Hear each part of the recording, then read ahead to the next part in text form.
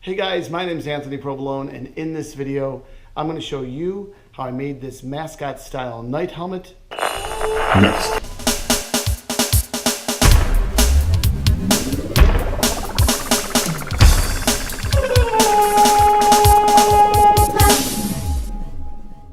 Okay, so the first thing I did was I put my paper template on some EVA foam and traced it out. I found this pattern on a parts and crafts website. A guy by the name of Jonathan Allen had designed this night helmet for his 3-year-old son. I'll put a link in the description below to his actual page so you can check that out. Once I got done tracing out the pattern, I then cut each piece out with my X-Acto blade. I didn't do anything special, they're all just straight cuts. And then after that, I used 2 coats of contact adhesive. The first coat I applied to soak into the foam. The second coat is so the adhesive can stick to each other. Right now I was just working on the front part of the face mask. I then went to the second part, which was the top part of the helmet, and applied 2 coats of contact cement too. And then I glued those pieces together also. After applying another 2 coats of adhesive, I put some adhesive on the inside top part because that was where the top part of the helmet, the round section, was going to go. I applied adhesive to the round section also. After I sealed together the helmet, I took the top piece and put it in from the inside and glued it. I originally didn't Dremel out that section, but it seemed to hold just fine for a first build. I applied more contact adhesive around the inner part of the helmet, and the next part was to try to fit it together. I had a difficult time trying to get it together because, as you can see, I put the top part on the bottom. The best way to do it was just to line up the seams in the back part of the helmet. Once you line up the back seams, the rest of the helmet will start to fall into play. As you can see right here, it'll line up.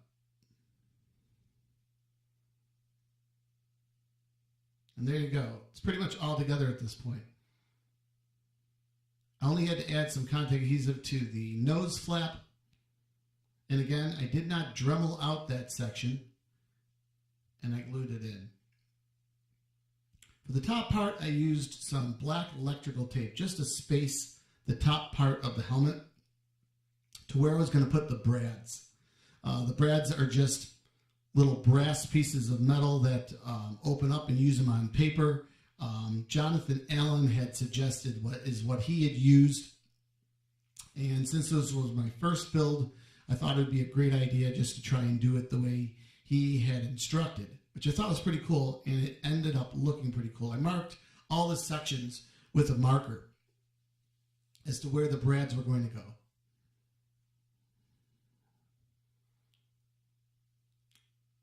I then just had to press the brads straight into the foam. They're pretty sharp and they go in pretty easily. On the inside, the flaps open up and they're secure. This would later be held in with styrofoam because it was a Mascot-style head and I needed to add extra padding inside. In a future video, I'll cover how I fabricate the inside of my Mascot-style heads to fit properly. I used my ruler to draw grid lines on the front of the helmet. This helped me space out the hole pattern that I needed to drill into the front. Drilling the holes wasn't such a good idea, just messed up the foam and kind of tore at it. So then I decided to take a piece of rebarb and heat it with a lighter and just push it into the hole. It made a perfect size hole and it also sealed the foam. I then plasti-dipped, primed, and painted the helmet. When everything was completely dry, I used some black rub and buff around the brads and also on the inside holes. I used silver rub and buff on the front and back parts of the helmet. I used some brown craft paper on the inside so I could trace out the eye holes. The reason I was going to trace out the eye holes is because I was later going to put in some sort of eye inserts. I used a black wire mesh type screen that was secured on the inside of the mask. And in future videos, I will go over in more detail how I fabricate the eye inserts.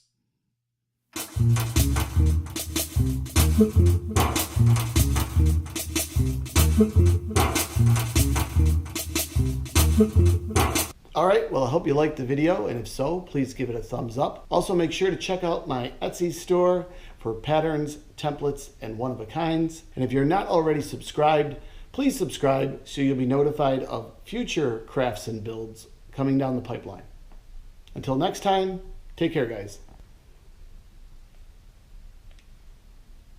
I had to get a new